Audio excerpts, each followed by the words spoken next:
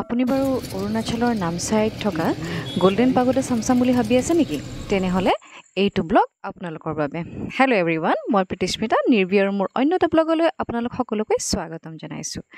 আমি এইবাৰ যেতিয়া আপাৰ আছামৰ ফালে ফুৰিবলৈ গৈছিলোঁ, তেতিয়া তিনিচুকীয়া হৈ অৰুণাচললৈ গৈ নামচাইলৈ গৈছিলোঁ গোল্ডেন পাগোডা চাম বুলি। উফ, কি যে ধুনীয়া, একেবাৰে স্বৰ্গৰ নিচিনা। গোল্ডেন মানে গোল্ডেন, যেন গোটেইটো সোণেৰে নিৰ্মিত এনেকুৱা লাগিল চাবলৈ। ইমান সুন্দৰ, ইমান ডিচিপ্লিন, এনেকুৱা ধুনীয়া পৰিৱেশ মই যেন আগতে ক'তো দেখা নাই, এনেকুৱা অনুভৱ হৈছিল।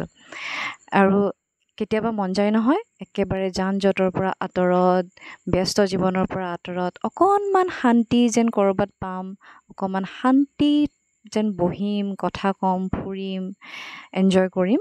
তো তেনেকুৱা এটা পৰিৱেশ আছে নামচাইৰ গোল্ডেন পাগোডা। তো গোল্ডেন পাগোডালৈ গ'লোঁ, খুব ধুনীয়া।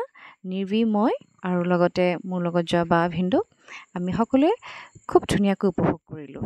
বাৰ্মি ষ্টাইলত বনোৱা এই গোল্ডেন পাগোডাৰ আৰ্কিটেকচাৰেল বিউটিৰ কথাটো ক'বই নালাগে, একেবাৰে সোণত সুৱগা চৰা। তাৰোপৰি তাৰ যি পৰিৱেশ, ওচৰৰ যি গ্ৰীনাৰী, একেবাৰে চাই যেন তাত থাকিয়ে যাম। সঁচাকৈ ক'বলৈ গ'লে মোৰ সঁচাকৈ এৰাতি তাত থাকিবলৈ মন আছিলে, কিন্তু নহ'ল যিহেতু আমি উভতি আহিছিলোঁ। তো তাত কিন্তু থাকিব ইচ্ছা কৰিলে থাকিব পৰা যায়, বিভিন্ন ধৰণৰ ৰিজৰ্ট আছে আৰু তাত পানীত উপঙি থকা ফ্ল'টিং ৰেষ্টুৰেণ্টবিলাক আছে নামচাইৰ গোল্ডেন পাগোডাৰ ওচৰতে। আমাৰ অৱশ্যে তাত যোৱা নহ'ল। এই নামচাইৰ গোল্ডেন পাগোডাৰ ভিতৰত এটা খুব ধুনীয়া আকৰ্ষণীয় ব্ৰঞ্জেৰে নিৰ্মিত এটা বুদ্ধৰ মূৰ্তি আছে, খুব ডাঙৰ, যিটো মূৰ্তিয়ে ভিতৰত খুব ভাল লাগে চাই।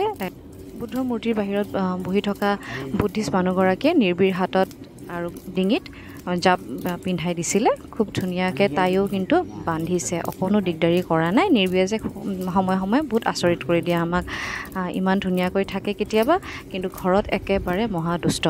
তো আমি এইদৰে ইয়াত কিছুমান ফটো উঠিছিলোঁ। যিহেতু মই কৈছোঁৱে নতুন চেনেল, তো শিকি আছোঁ কামবিলাক। থেংক ইউ ফৰ ৱাচিং। আগলৈ আৰু দিবলৈ চেষ্টা কৰিম। Thank U.